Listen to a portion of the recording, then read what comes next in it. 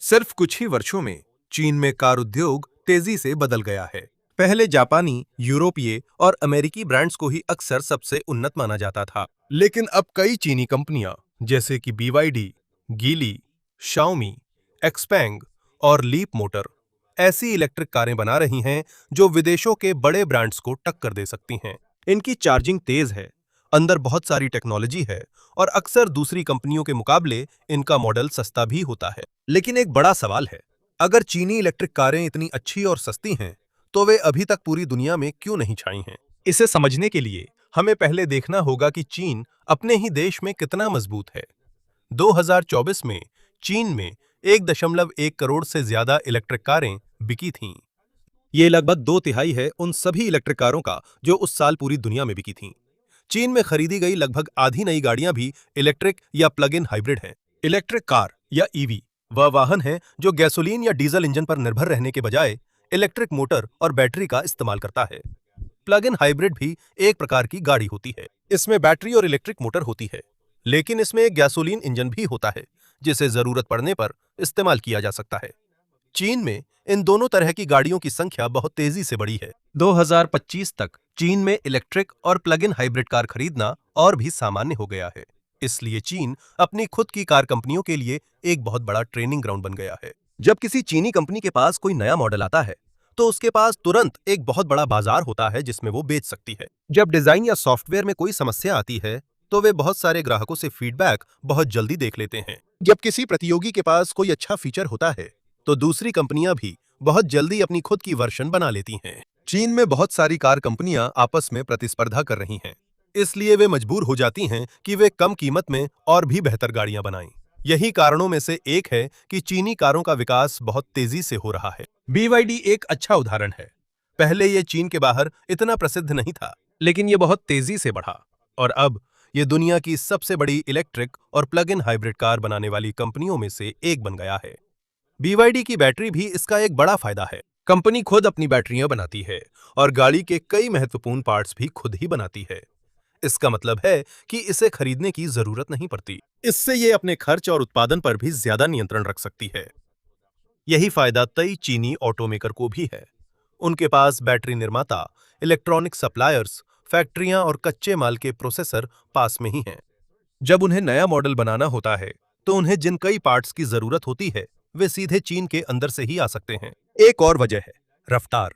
कुछ चीनी ऑटोमेकर पारंपरिक कार कंपनियों की तुलना में नया मॉडल ज्यादा तेजी से बना सकते हैं। वे बहुत सारे साझा पार्ट्स का इस्तेमाल करते हैं, सॉफ्टवेयर डेवलपमेंट तेजी से करते हैं और डिजाइन में भी जल्दी बदलाव करते हैं। इसलिए जब एक पुरानी कार कंपनी अभी भी ये सोच रही होती है कि अगले मॉडल में कौन सा फीचर डाला जाए, हो सकता है कि एक नई चीनी कार पहले ही आ चुकी हो, जिसमें बड़ी स्क्रीन हो, एडवांस्ड ड्राइवर असिस्टेंस हो, वॉइस कंट्रोल और तेज चार्जिंग हो। लेकिन इसका मतलब ये नहीं है कि हर चीनी ईवी अपने आप हर वेस्टर्न या जापानी कार से बेहतर है। हर ब्रांड और मॉडल की क्वालिटी, सेफ्टी, रिलायबिलिटी और आफ्टर सेल सर्विस अलग-अलग होती है। जो बात साफ है वो ये कि मशहूर विदेशी कंपनियों का पहले जो बढ़त थी, वो अब तेजी से कम हो रही है।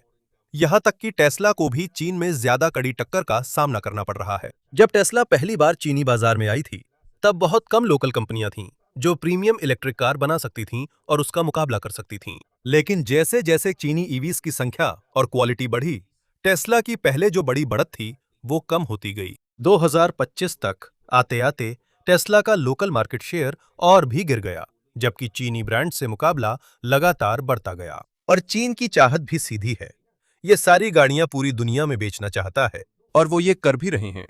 असल में चीन अब दुनिया का सबसे बड़ा वाहन निर्यातक बन चुका है। यूरोप, दक्षिण पूर्व Asia, Latin America, middle east और दूसरे बाजारों में भी चीनी कारों की बिक्री तेजी से बढ़ रही है।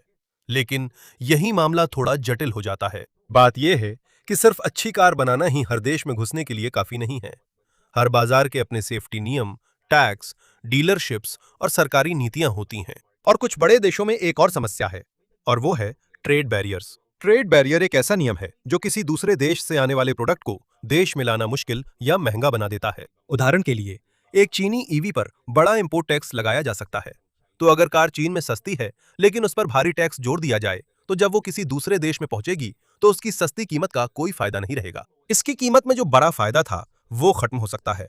और यूनाइटेड स्टेट्स में चीनी ब्रांड की ईवीएस के लिए घुसना बहुत मुश्किल है, क्योंकि वहां बहुत ज्यादा टैरिफ्स और दूसरी पाबंदियां हैं। यूरोप में भी यूरोपियन यूनियन ने चीन में बनी कुछ इलेक्ट्रिक कारों पर अतिरिक्त टैरिफ्स लगा दिए हैं। लेकिन इन सब रुकावटों के बावजूद कुछ यूरोपीय बाजारों में चीनी ऑटोमेकर्स की मौजूदगी लगातार बढ़ रही है।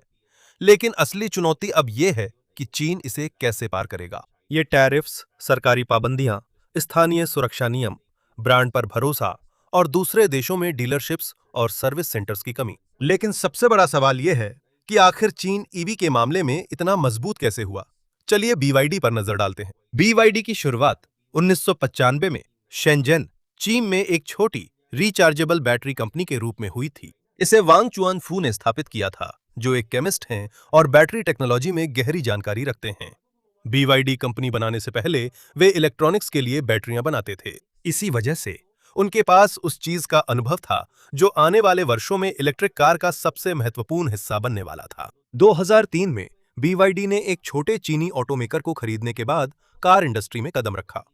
यह एक बड़ा जोखिम था, क्योंकि बीवाईडी को वाहन निर्माता के रूप में नहीं जाना जाता था। लेकिन वांग चुआनफू की योजना बिल्कुल स्पष्ट थी। अगर बीवाईडी अपनी खुद की बैटरियां बना सकता है, तो वो उस ज्ञान का इस्तेमाल इलेक्ट्रिक कारें बनाने में भी कर सकता है। शुरुआती वर्षों में बीवाईडी ने पुराने कार कंपनियों से गाड़ियों का डिजाइन और निर्माण करना सीखा। समय के साथ कंपनी ने अपनी खुद की तकनीक और उत्पादन प्रणाली भी विकसित की। बीवाईडी की सफलता का एक बड़ा कारण वो है जिसे वर्टिकल इंटीग्रेशन कहा जाता है। इसका मतलब बहुत सीधा है। लगभग सभी जरूरी पार्ट्स दूसरी कंपनियों से खरीदने के बजाय बीवाईडी अपनी जरूरत की कई चीजें खुद ही बनाता है। इसमें बैटरियां, इलेक्ट्रिक मोटर्स, इलेक्ट्रॉनिक पार्ट्स और कुछ सेमीकंडक्टर्स या चिप्स शामिल है, जिनका इस्तेमाल गाड़ी के सिस्टम को कंट्रोल करने के लिए किया जाता है। क्योंकि कंपनी खुद ही प्रोडक्शन के ज्यादातर हिस्सों को संभालती है, बीवाईडी को दाम, सप्लाई और प्रोडक्शन की रफ्तार पर ज्यादा कंट्रोल रहता है। जब सप्लाई में कोई दिक्कत आती है, तो ये फायदा बहुत अहम हो जाता है। उदाहरण के लिए, अगर कोई जरूरी पार्ट कम पड़ जाए, तो वो बस अपनी पार्टनर कंपनी से बनवा लेते हैं। और असल में सिर्फ बीवाईडी ही नहीं है जो इतनी जल्दी बनाता है, बहुत सारे चीनी ऑटोमेकर भी ऐसा ही करते हैं। और जहां दूसरी कंपनियों को नया मॉडल लॉन्च करने में कई साल लग जाते हैं, वहीं कुछ चीनी कंपनियां सिर्फ करीब 18 महीनों में ही नई गाड़ी बना लेती हैं। कई पारंपरिक कार कंपनियों में यही प्रक्रिया कई सालों तक चल सकती है। इसी वजह से जब ग्राहकों की पसंद बदलती है, तो चीनी ब्रांड्स ज्यादा तेजी से उसके अनुसार खुद को ढाल सकते हैं, क्योंकि उनकी स्टाइल बहुत अच्छी है। अगर मान लीजिए कोई नया बैटरी सिस्टम, बड़ी स्क्रीन या सॉफ्टवेयर फीचर लोकप्रिय हो जाता है, तो वे इसे जल्दी से सीख लेते हैं और तुरंत ही आने वाले मॉडलों में शामिल कर लेते हैं। चीनी कार बाजार एक तरह की टेक्नोलॉजी रेस बन गया है। हर कंपनी को अपने प्रतिस्पर्धी से पहले बेहतर गाड़ी बनानी होती है। इसका दाम पर भी बड़ा असर पड़ता है। चीनी कंपनियों ने सिर्फ महंगी इलेक्ट्रिक कारें ही नहीं बनाई, उन्होंने छोटे और बेहतर सस्ते मॉडल भी निकाले हैं जो आम परिवार के लिए हैं। एक उदाहरण है बीवाईडी सीगल, जो एक छोटी इलेक्ट्रिक कार है और 2024 में चीन में $10,000 से कम कीमत पर बेची गई थी। इसके अलावा एक बहुत ही छोटी वुलिंग हंगवांग मिनी ईवी भी है, जिसे एसएआईसी, जनरल मोटर्स और वुलिंग के संयुक्त उद्यम ने बनाया है। क्योंकि वाहन छोटा और साधारण है, यह कई खरीदारों के लिए और भी अधिक किफायती बन गया है। इसे बहुत बड़ी बैटरी या बहुत लंबी रेंज की जरूरत नहीं है, ताकि ये उन लोगों के लिए उपयोगी हो सके जो इस वाहन का इस्तेमाल सिर्फ शहर के अंदर करते हैं। ऐसे मॉडलों की वजह से चीन ने इलेक्ट्रिक कार खरीदने के लिए अब अमीर होना जरूरी नहीं है। अब सस्ते सिटी कार से लेकर प्रीमियम एसयूवी और स्पोर्ट्स कार तक विकल्प मिल गए हैं। यही एक बड़ा कारण है कि चीनी बाजार में ईवी इतनी जल्दी सामान्य हो गई है। लेकिन इतने सारे विकल्पों की भी एक कीमत है। मार्केट में हिस्सेदारी पाने के लिए कार कंपनियों की संख्या भी बहुत बढ़ गई है। कुछ ही सालों में चीन में बहुत सारे नए ईवी ब्रांड सामने आए, लेकिन सभी टिक नहीं पाए। कुछ स्टार्टअप्स को बड़ा निवेश मिला, लेकिन वे पर्याप्त गाड़ियां नहीं बना पाए जिससे मुनाफा कमा सकें। कुछ कंपनियां प्रोडक्ट तो ला पाईं, लेकिन उन्हें पर्याप्त ग्राहक नहीं मिले। जैसे जैसे प्रतिस्पर्धा बढ़ी, कई कमजोर कंपनियां बाजार से गायब हो गईं। लड़ाई और भी मुश्किल हो गई जब गाड़ियों की कीमतें गिरने लगीं। 2023 में टेस्ला ने चीन में अपनी गाड़ियों के दाम कम कर दिए। बाकी ऑटो कंपनियां भी पीछे पीछे चल पड़ीं, ताकि वे अपने ग्राहक न खो दें। अगले सालों में भी कीमतों की जंग जारी रही और यहां तक कि चीनी सरकार ने भी कार इंडस्ट्री में बहुत ज्यादा प्रतिस्पर्धा को लेकर चेतावनी दी। ये कई खरीदारों के लिए अच्छा है, क्योंकि गाड़ियों की कीमतें और भी कम हो गईं। लेकिन कार कंपनियों के लिए यह एक बड़ी समस्या है। जब लगातार कीमतें कम की जाती हैं, तो हर कार पर होने वाली कमाई भी कम हो जाती है। जिस कंपनी का खर्चा ज्यादा है और बिक्री कमजोर है, उसके पैसे खत्म हो सकते हैं। इसलिए चीनी ईवी इंडस्ट्री एक जबरदस्त सर्वाइवल टेस्ट बन गई है। सिर्फ अच्छी कार बनाना ही काफी नहीं है, उसे सस्ती होनी चाहिए, जल्दी बननी चाहिए, जल्दी अपडेट होनी चाहिए और ग्राहक के लिए चुनने का कोई खास कारण होना चाहिए। उन कंपनियों में से एक जिन्होंने अलग रणनीति अपनाई, वो है इनियो। चार्जिंग पर ही निर्भर रहने के बजाय इनियो ने बैटरी स्वैप स्टेशन बनाए। जब किसी संगत इनियो कार की चार्जिंग कम हो जाती है, तो वह गाड़ी स्वैप स्टेशन में जा सकती है और यहां मशीन अपने आप गाड़ी के नीचे से लगभग खत्म हो चुकी बैटरी को निकाल देती है और उसकी जगह पूरी तरह चार्ज की हुई बैटरी लगा देती है। नई बैटरी स्टेशनों में यह प्रक्रिया सिर्फ कुछ ही मिनटों में पूरी हो सकती है। इसकी सबसे बड़ी खासियत इसकी तेजी है। अब कार को चार्ज होने का लंबा इंतजार नहीं करना पड़ता। इसी वजह से बैटरी बदलने के बाद ड्राइवर फिर से सफर पर निकल सकता है। लेकिन बैटरी स्वैप स्टेशन बनाना भी महंगा है। इसके लिए बहुत सारी अतिरिक्त बैटरियों की जरूरत होती है। इसलिए हर ऑटोमेकर इस सिस्टम का इस्तेमाल नहीं करता। इनेओ ने इसे जारी रखने का फैसला किया और फरवरी 2026 तक कंपनी ने बताया कि उनके नेटवर्क में 100 मिलियन बैटरी स्वैप पूरे हो चुके हैं। ऐसी प्रतिस्पर्धा ने चीनी कंपनियों को वे चीजें आजमाने के लिए प्रेरित किया जो पहले कार इंडस्ट्री में सामान्य नहीं थीं। और भी उन्नत सॉफ्टवेयर, तेज चार्जिंग, बैटरी स्वैपिंग, बड़ी स्क्रीन, वॉइस कंट्रोल्स और अन्य फीचर्स को लगातार बदला जा रहा है। इसलिए चीन की विशाल ईवी इंडस्ट्री केवल कंपनियों की मेहनत की वजह से ही नहीं बनी है। BYD और दूसरी चीनी ईवी कंपनियों को इतनी तेजी से बढ़ने का एक और बहुत बड़ा कारण है। यह सरकार की वजह से है। यहां आप देख सकते हैं कि चीनी सरकार की भूमिका कितनी बड़ी रही है। कई सालों तक सरकार ने सब्सिडी का इस्तेमाल किया, टैक्स छूट, निवेश नियम और अन्य सहायता, ताकि कंपनियों को ईवी बनाने और लोगों को इसे खरीदने के लिए प्रोत्साहित किया जा सके।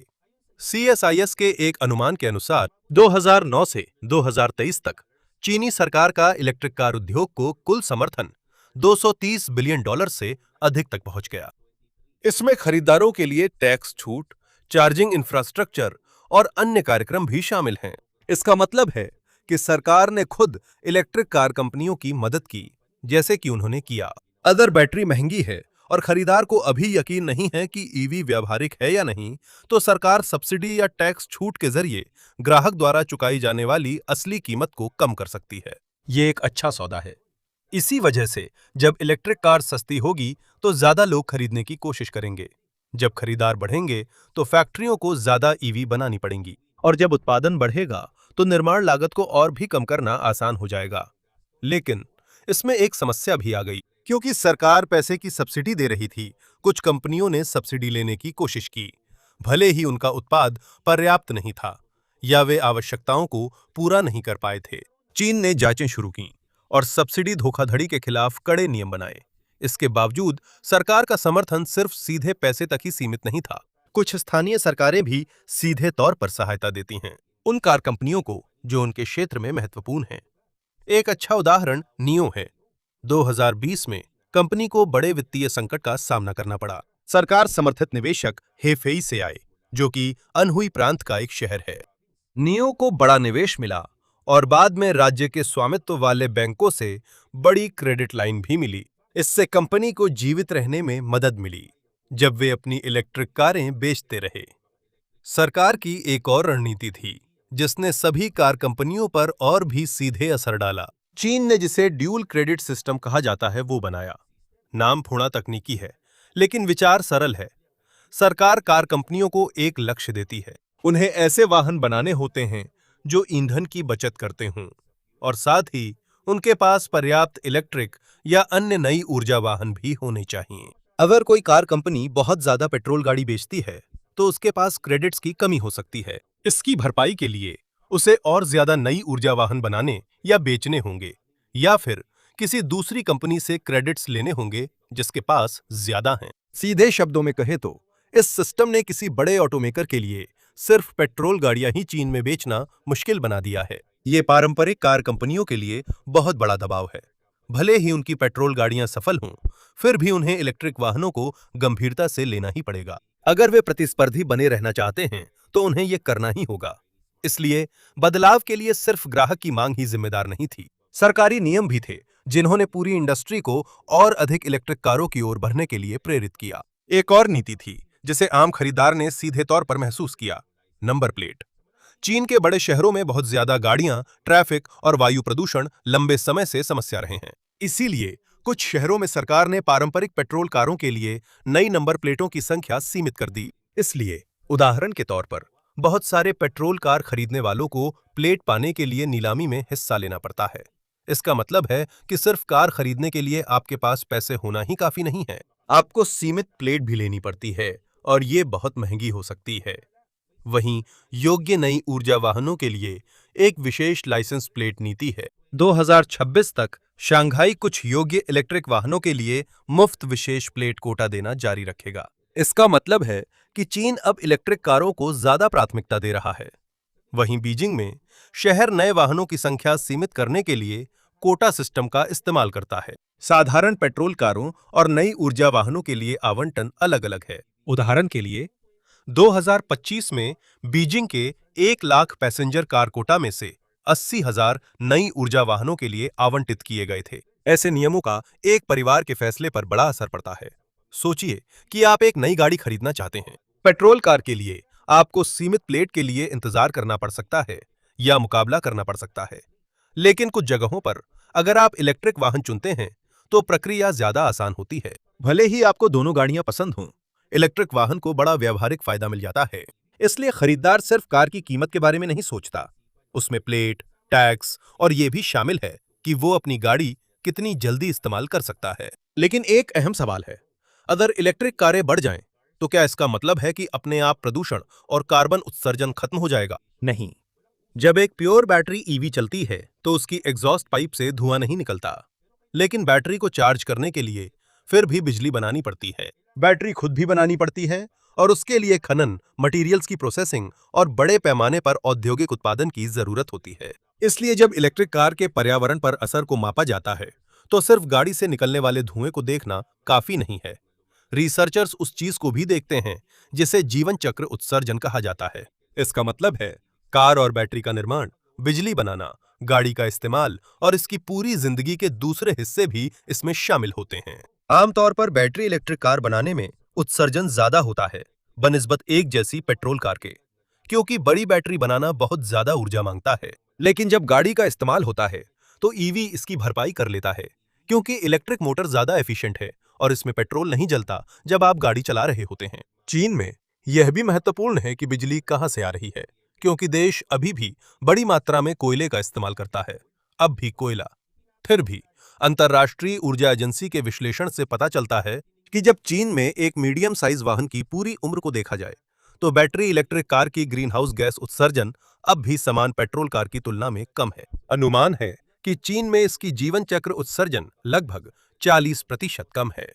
भले ही ये उन देशों की तुलना में कम लाभ है जहां बिजली ग्रिड ज्यादा स्वच्छ है। जैसे जैसे ग्रिड में सोलर, विंड और अन्य कम कार्बन बिजली की मात्रा बढ़ती है, इलेक्ट्रिक कारों का पर्यावरणीय लाभ और भी बढ़ सकता है। इसलिए किलोमीटरों की ऐसी कोई तय संख्या नहीं है जिसे हर इलेक्ट्रिक व्हीकल को तय करना पड़े ताकि वो पेट्रोल कार से ज्यादा स्वच्छ बन सके। ये बैटरी के आकार, कार के प्रकार, बैटरी बनाने के तरीके और चार्जिंग के लिए इस्तेमाल होने वाली बिजली के प्रकार पर निर्भर करता है। इलेक्ट्रिक मोटर एक और समस्या का समाधान नहीं कर सकती और वो है ट्रैफिक। अगर आप 1 मिलियन पेट्रोल कारों को 1 मिलियन इलेक्ट्रिक कारों से बदल भी दें, तब भी आपके पास सड़कों पर 1 मिलियन गाड़ियां रहेंगी। चाहे गाड़ियां चलते साफ हों, फिर भी उन्हें सड़क की जगह और पार्किंग की जरूरत होती है। इसलिए इलेक्ट्रिक व्हीकल्स की ओर जाना वायु प्रदूषण और कार्बन उत्सर्जन को कम करने में मदद कर सकता है, लेकिन ये अपने आप ट्रैफिक जाम की समस्या को नहीं सुलझाता। कुल मिलाकर ये कहना मुश्किल है कि चीनी इलेक्ट्रिक व्हीकल इंडस्ट्री की तरक्की सिर्फ सरकारी सब्सिडी की वजह से है। सरकारी समर्थन इसमें बड़ा हिस्सा है, लेकिन इसके साथ साथ कंपनियों के बीच जबरदस्त प्रतिस्पर्धा भी है। बैटरियों में तेजी से सुधार, बड़ी सप्लाई चेन और लाखों ग्राहक जिन्होंने इलेक्ट्रिक और प्लग इन हाइब्रिड कारें चुनी हैं। 2023 में राष्ट्रीय खरीद सब्सिडी जो लंबे समय से ईवी खरीदारों की मदद कर रही थी, वो खत्म हो गई, लेकिन फिर भी बाजार लगातार बढ़ता रहा। टैक्स छूट और स्थानीय कार्यक्रमों जैसी दूसरी सहायता भी बनी रही। इसका मतलब है कि आज की चीनी ईवी इंडस्ट्री वैसी नहीं है जैसी ये शुरू में थी, जब ये पूरी तरह से खरीदारों को आकर्षित करने के लिए मदद पर निर्भर थी। चीन ने एक बहुत बड़ा ईवी बाजार तैयार कर लिया है, फैक्ट्रियां, बैटरी उद्योग और सप्लाई चेन।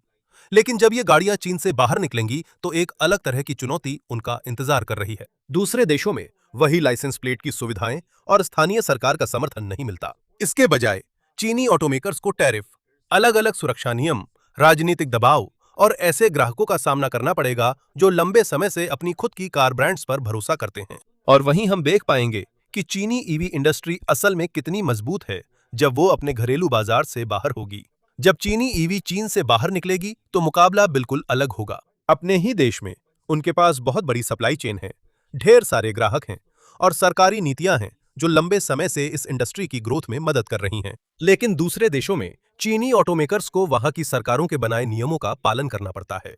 यूरोप में चीनी निर्मित इलेक्ट्रिक कारें बहुत तेजी से बढ़ रही हैं। साल 2025 में यूरोप में बिकने वाली चीनी निर्मित इलेक्ट्रिक कारों की संख्या लगभग 9,40,000 तक पहुंच गई। दक्षिण पूर्व एशिया और अन्य विकासशील बाजारों में भी चीनी ब्रांड्स का विस्तार हो रहा है। इसलिए अब उनकी गाड़ियां सिर्फ चीन में ही सफल नहीं हैं, लेकिन एक बहुत बड़ा बाजार है जो लगभग चीनी ईवी ब्रांड्स के लिए बंद है, और वो है संयुक्त राज्य अमेरिका। सबसे बड़े कारणों में से एक है टैरिफ। टैरिफ एक अतिरिक्त टैक्स है जो आयातित उत्पादों पर लगाया जाता है। जब टैरिफ ज्यादा होता है तो देश में उत्पाद का दाम भी बढ़ जाता है। 2024 में संयुक्त राज्य अमेरिका ने सेक्शन 301 टैक्स बढ़ा दिया। चीन से आने वाली इलेक्ट्रिक गाड़ियों पर टैरिफ 25% से बढ़ाकर 100% कर दिया गया। अमेरिकी सरकार का उद्देश्य अमेरिकी कार उद्योग को चीनी इलेक्ट्रिक गाड़ियों से बचाना है, जो अमेरिकी सरकार के अनुसार चीन में बड़े पैमाने पर सरकारी समर्थन और अन्य नीतियों का लाभ उठा रही हैं। संयुक्त राज्य अमेरिका ने बाद के वर्षों में आयातित गाड़ियों और कुछ ऑटो पार्ट्स पर भी अन्य टैरिफ लगाए हैं। इसलिए भले ही चीन में एक चीनी इलेक्ट्रिक गाड़ी सस्ती हो, लेकिन जब उसे अमेरिकी बाजार में लाया जाता है तो उसकी कीमत का बड़ा फायदा खत्म हो सकता है। यूरोपीय संघ ने भी अपनी तरफ से कदम उठाए हैं। चीनी इलेक्ट्रिक कार निर्माताओं को मिलने वाले वित्तीय समर्थन की जांच के बाद यूरोपीय संघ ने चीन में बनी बैटरी इलेक्ट्रिक गाड़ियों पर अतिरिक्त शुल्क लगा दिया है। BYD के लिए अतिरिक्त शुल्क 17% है, जीली के लिए यह 18.8% है, SAIC के लिए दर और भी ज्यादा है। इन शुल्कों को यूरोपीय संघ के सामान्य आयात शुल्क में जोड़ा जाता है, लेकिन अतिरिक्त टैक्स के बावजूद यूरोप में चीनी निर्मित ईवी अभी भी बिक रहे हैं। इसका मतलब है कि टैरिफ उनके प्रवेश को पूरी तरह से रोकने के लिए पर्याप्त नहीं है। चीनी कंपनियां बड़ी आयात लागत से बचने के लिए अन्य तरीके भी अपना सकती हैं, जैसे कि दूसरे देशों में फैक्ट्रियां स्थापित करना। लेकिन संयुक्त राज्य अमेरिका में कीमत से भी बड़ी समस्या है, राष्ट्रीय सुरक्षा। आज की आधुनिक कारें अब सिर्फ साधारण इंजन, पहिए और स्टीयरिंग व्हील तक सीमित नहीं हैं। कई नई गाड़ियों में कैमरे, माइक्रोफोन, GPS, ब्लूटूथ, वाईफाई और इंटरनेट कनेक्शन होते हैं।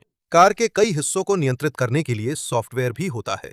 क्योंकि ये गाड़ियां इंटरनेट से जुड़ी होती हैं, ये डेटा इकट्ठा कर सकती हैं और भेज सकती हैं। इसमें वाहन की लोकेशन, आसपास की जानकारी और सेंसरों से मिलने वाला अन्य डेटा शामिल हो सकता है। इसी वजह से अमेरिकी सरकार को चिंता है कि अगर लाखों गाड़ियों का महत्वपूर्ण सॉफ्टवेयर और कम्युनिकेशन हार्डवेयर चीन से जुड़ी कंपनियों के द्वारा बनाया या कंट्रोल किया जाए तो इससे सुरक्षा का खतरा हो सकता है। जनवरी 2025 में अमेरिकी वाणिज्य विभाग ने एक अंतिम नियम बनाया ताकि कुछ कनेक्टेड व्हीकल टेक्नोलॉजी को सीमित किया जा सके, जिनका चीन या रूस से पर्याप्त संबंध है। यह नियम मार्च 2025 में प्रभावी हुआ। मॉडल वर्ष 2027 से संयुक्त राज्य अमेरिका में कुछ कनेक्टेड वाहनों की बिक्री पर प्रतिबंध लगा दिया गया है, जो चीन या रूस से दायरे में आने वाले सॉफ्टवेयर का उपयोग करते हैं। ये उन कनेक्टेड वाहन निर्माताओं पर भी लागू होता है जो चीन या रूस के नियंत्रण में है या उनके अधिकार क्षेत्र में आते हैं। मॉडल वर्ष 2030 तक चीन या रूस से जुड़ी कंपनियों के कुछ संचार हार्डवेयर पर भी प्रतिबंध लागू हो जाएगा। इसका मतलब ये नहीं है कि कोई चीनी ऑटोमेकर सिर्फ ये कह दे कि वो अब मैक्सिको या संयुक्त राज्य अमेरिका में ही कार बनाएगा तो वो काफी है। अगर कंपनी और इसकी महत्वपूर्ण कनेक्टेड टेक्नोलॉजी अभी भी प्रतिबंधों के दायरे में आती है तो फिर भी उस वाहन को अमेरिकी बाजार में बेचने की अनुमति नहीं मिल सकती है। यह एक बड़ी बाधा है, क्योंकि आजकल लगभग सभी नए ईवी काफी हद तक सॉफ्टवेयर और इंटरनेट कनेक्शन पर निर्भर हैं। एक आधुनिक इलेक्ट्रिक कार बनाना मुश्किल है, जिसमें सभी कनेक्टेड सिस्टम्स को सिर्फ इसलिए हटा दिया जाए ताकि वो यूनाइटेड स्टेट्स में प्रवेश कर सकें।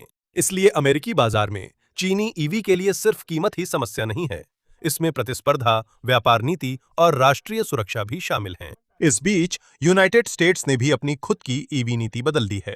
पहले योग्य खरीदार को योग्य नए क्लीन व्हीकल के लिए $7,500 तक का फेडरल टैक्स क्रेडिट मिल सकता था, लेकिन 30 सितंबर 2025 के बाद खरीदे गए वाहनों के लिए federal clean vehicle purchase credit खत्म हो गया। इसलिए जब 2026 आएगा तो नए इलेक्ट्रिक व्हीकल खरीदने पर पहले वाला फेडरल कंज्यूमर इंसेंटिव नहीं रहेगा। इसी के साथ ट्रंप प्रशासन ने फेडरल पॉलिसी की दिशा को साफ तौर पर बदल दिया।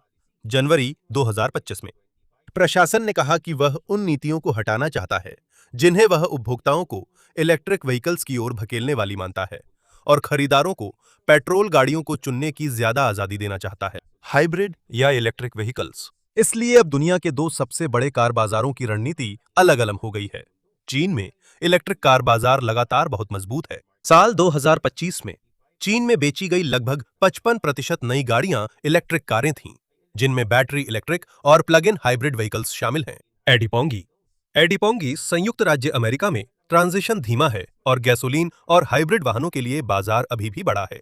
संयुक्त राज्य अमेरिका में ट्रांजिशन गैसोलीन और हाइब्रिड वाहनों के लिए धीमा है, लेकिन यूरोपीय सरकारें भी अपनी कार इंडस्ट्री को चीन से आने वाले सस्ते इंपोर्ट्स से बचाने की कोशिश कर रही हैं। इसलिए अब यह सीधा सवाल नहीं रह गया है कि ईवी या गैसोलीन कार में से कौन सी तकनीक बेहतर है। इसमें कीमत, चार्जिंग, बैटरी सप्लाई, नौकरियां, फैक्ट्रियां, टैरिफ, राष्ट्रीय सुरक्षा और सरकारी नीति सब कुछ शामिल है। इस मुकाबले में एक और अहम चीज बदल रही है। चीनी ऑटोमेकर्स को वैश्विक शक्ति बनने के लिए सबसे पहले संयुक्त राज्य अमेरिका के बाजार में दबदबा बनाने की जरूरत नहीं है।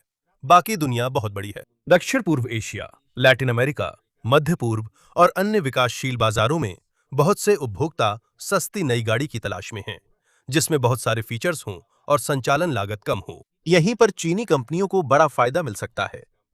2025 में चीन के कार निर्यात का 35% से अधिक इलेक्ट्रिक वाहन था। यूरोप और संयुक्त राज्य अमेरिका के बाहर के देशों में चीनी आयात लगभग 55% इलेक्ट्रिक कार बिक्री का हिस्सा हैं। दक्षिण पूर्व एशिया में 2025 में बेची गई इलेक्ट्रिक कारों में से आधे से अधिक चीनी ब्रांड्स की थीं। ये बदलाव महत्वपूर्ण है क्योंकि इन देशों में पहले जापानी, कोरियाई, यूरोपीय और अमेरिकी कार ब्रांड्स का दबदबा था। अब एक नया प्रतियोगी है और सिर्फ BYD ही मुकाबला नहीं कर रहा है। अब Geely, Chery, SAIC, Xpeng, Leap Motor और अन्य चीनी निर्माता भी हैं जो चीन के बाहर बाजार तलाश रहे हैं। टैरिफ भी ये बदल सकते हैं कि गाड़ियां कहां बनाई जाती हैं। चीन में कार बनाकर एक्सपोर्ट करने की बजाय चीनी ऑटोमेकर उस देश में फैक्ट्री लगा सकते हैं जहां वे बेचना चाहते हैं। जब ऐसा होता है तो सिर्फ चीनी एक्सपोर्ट ही नहीं बढ़ता, बल्कि चीनी फैक्ट्रियां, तकनीक और सप्लाई चेन भी दूसरे देशों में फैल जाती हैं। इसलिए हम अभी नहीं कह सकते कि दुनिया की सारी गाड़ियां चीनी ही होंगी। टोयोटा, फॉक्सवैगन, ह्युंडई, किया, जनरल मोटर्स, फोर्ड और दूसरी पुरानी कार कंपनियां अभी भी मजबूत हैं। पारंपरिक ऑटोमेकर्स को brand trust, dealership, repair network और अलग अलग मार्केट में अनुभव का भी बड़ा फायदा है। ये भी पक्का नहीं है कि पेट्रोल गाड़ियां इतनी जल्दी खत्म हो जाएंगी। बहुत सारी जगहों पर अभी भी चार्जिंग स्टेशन की कमी है। कुछ लोग ऐसे भी हैं जो बहुत लंबी दूरी तक गाड़ी चलाते हैं। कुछ देश ऐसे हैं जहां बिजली महंगी है या पावर ग्रिड कमजोर है, और कुछ खरीदार ऐसे हैं जिनके इस्तेमाल के तरीके के हिसाब से हाइब्रिड गाड़ियां ज्यादा उपयुक्त हैं। इसलिए हो सकता है कि सिर्फ एक ही विजेता न हो। कुछ देशों में नए वाहनों का बड़ा हिस्सा इलेक्ट्रिक हो सकता है, जबकि दूसरी जगहों पर हाइब्रिड और पेट्रोल गाड़ियां अभी भी मजबूत स्थिति में रह सकती हैं। लेकिन एक बात साफ है कि कुछ तो बदल गया है। सिर्फ 20 साल पहले लगभग कोई भी चीनी कार कंपनी दुनिया के सबसे बड़े ऑटोमेकर्स के लिए बड़ा खतरा नहीं मानी जाती थी। आज चीन सबसे बड़ा इलेक्ट्रिक कार बाजार है, कई महत्वपूर्ण ईवी कंपोनेंट्स का सबसे बड़ा निर्माता है और दुनिया के सबसे बड़े वाहन निर्यातकों में से एक है। इसलिए चीनी ईवी की असली कहानी सिर्फ सस्ती इलेक्ट्रिक कार बनाने की नहीं है। ये इस बारे में है कि चीन ने कैसे अपने बड़े बाजार, सरकारी नीतियों का इस्तेमाल किया, बैटरी उद्योग, फैक्ट्रियों और जबरदस्त प्रतिस्पर्धा का इस्तेमाल करके एक ऐसी कार इंडस्ट्री बनाई जो अब दुनिया की सबसे बड़ी कंपनियों से मुकाबला कर सकती है। और अब सबसे मुश्किल हिस्सा शुरू हो रहा है। चीन के अंदर चीनी ईवी कंपनियों ने साबित कर दिया है कि वे जीत सकती हैं। अगली लड़ाई यह है कि क्या वे वही काम पूरी दुनिया में भी कर सकती हैं। उन देशों में जहां अपनी खुद की कार कंपनियां हैं, अपने खुद के नियम हैं और अपनी खुद की वजहें हैं कि वे अपनी कार इंडस्ट्री का भविष्य इतनी आसानी से चीन को नहीं देना चाहते।